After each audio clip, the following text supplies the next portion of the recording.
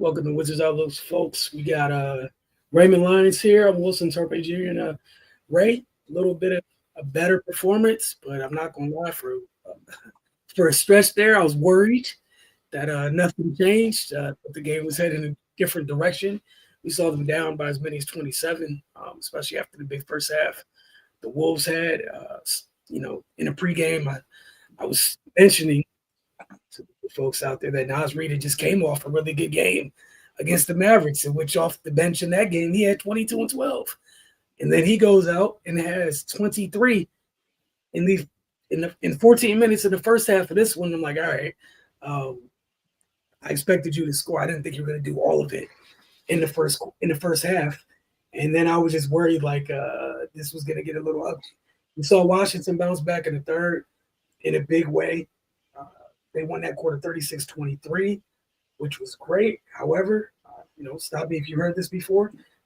Hole got dug a little too deep, couldn't climb all the way out.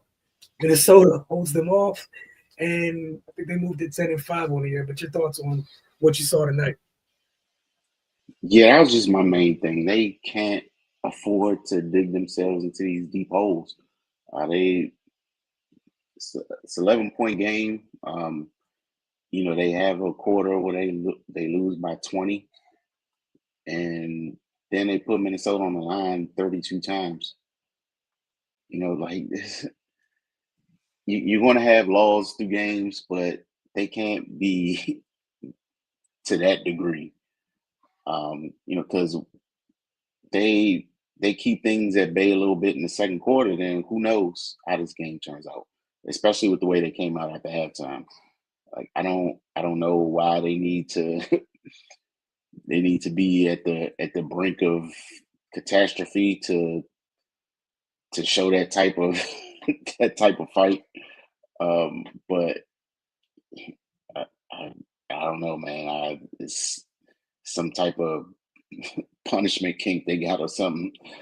Like why not just come out from the beginning, you know, or not have that, or not fall off a cliff in the second quarter, and then still have the big third quarter. You know what I mean? Like they gotta figure that out. Whatever gets into them when they have these spurts, where they look like they're professional basketball players, they need to tap into that a little more often. And then on the points of the game where they struggle, they need to find a way to level things out a little sooner. Because I mean that's what their downfall is. They're just never in a game to begin with, or they fall into a massive hole and got to dig themselves out to make it respectable.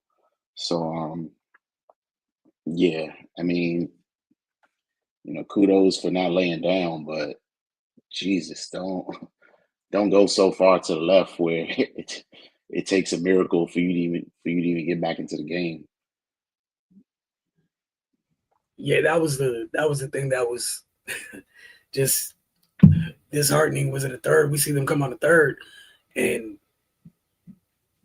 look like a totally different team, and it's just like if that margin, as you mentioned, in the third, I think they got outscored in the second 37-17. That's 37-26. You're in a totally different place.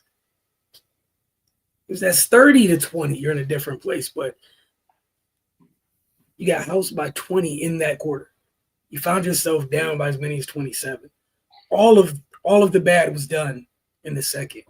And while it is a better performance that we saw against the Nets, it's back to that, kind of that same formula we've seen in script in the past, which was what quarter is it going to happen? And against Minnesota, it happened in the second quarter. And it takes away so many of the positive things where I thought they did a fairly good job on Anthony Edwards tonight. He did not Mhm. shoot the ball well at all. I thought they defended him well. Nas Reed, on the other hand, I think in the second half, they defended him better, but you're playing the Wolves. Like he's kind of been there. They paid him as that swing piece for them, right? It's how he got his contract. Uh, like that's one of those things that's impending, right?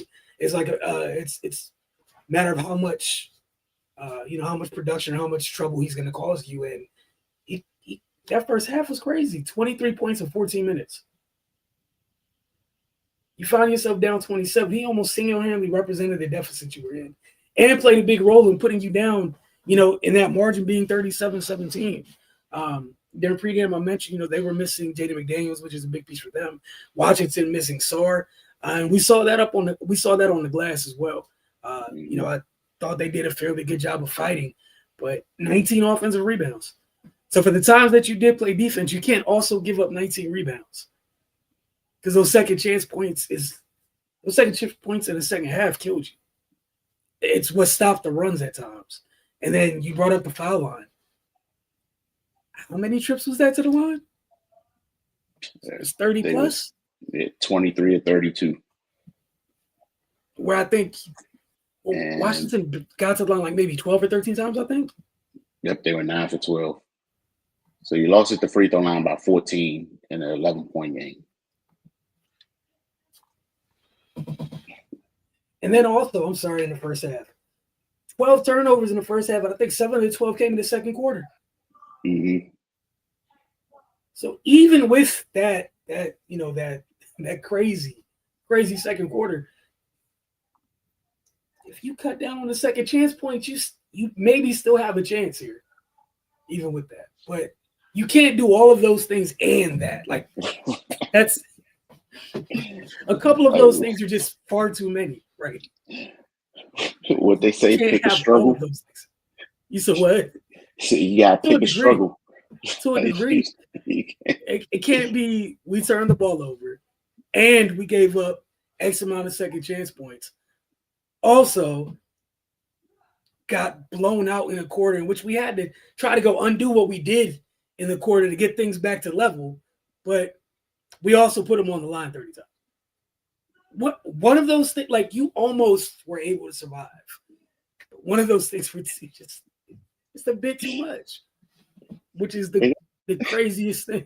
But that's the thing, man. It's like they like whatever they do well, they make sure they do that many more things poorly. Like, you hold Anthony Edwards in check, 6 of 20, 18 points. All right, cool. But cutting off his water doesn't mean you allow somebody else to make up the difference. The point is, when you hold him in check like that, then you want to gain an advantage at some point. You don't let Nas Reed have 23 in the first half, because then what's the point? It's still you're still in the same position. So I don't know, man. They got to figure it out.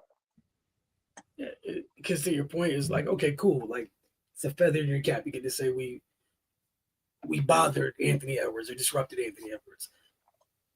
Damn sure means you can't let someone take up his place to make up the production. Enter Nas Reed single-handedly in the first half.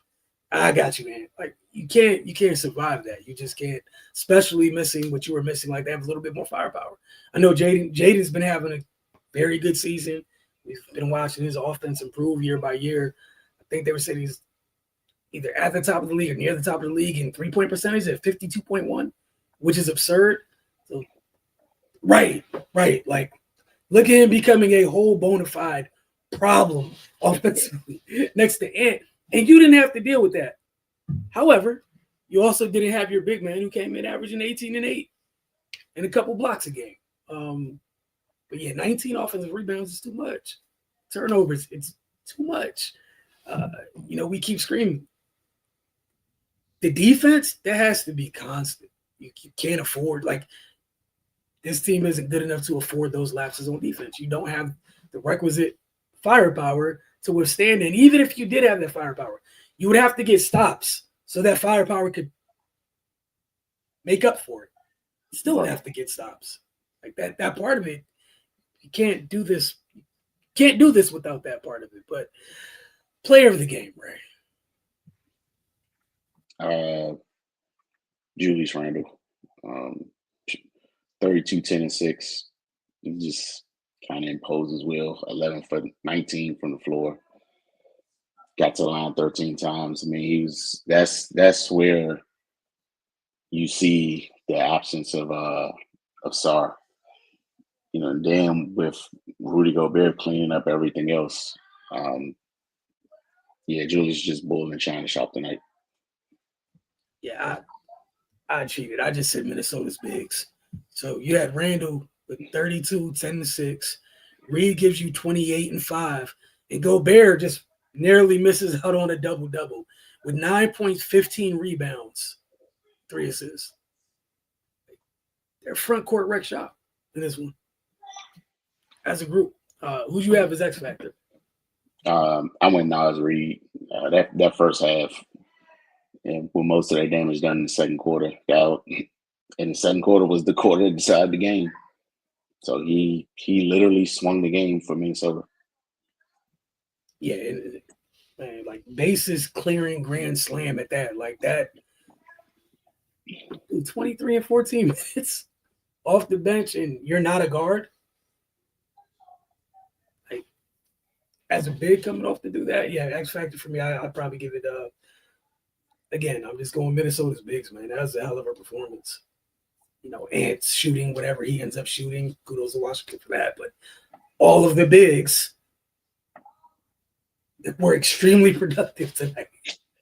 Like all as a group, like they wreck shop as a group. So up next for Washington is just the first part of their road trip. I think Toronto on Friday, and then that's the front end of a back to back. So they got Toronto and Chicago back to back next. Mm-hmm. We'll see if they get Sar back for one, if not both of those games, if at all. But bottom line is you can't have those second quarters. I would love to see what it looks like without one of those quarters in the next 2 games. However, whatever the result is, just I feel like you're going to give yourself a hell of a chance if you can avoid one of those quarters. Yeah, that's just too much. You down, you minus 20 for one whole quarter. That's just too much to ask anybody to overcome at any point in the game. It's just too much. Save for, those who shall not be named 2016, 2017 that did stuff like that for just cause. No, that teams don't just overcome things. But we appreciate you guys. We'll see you guys Friday evening, both for Wizards pregame and Wizards out.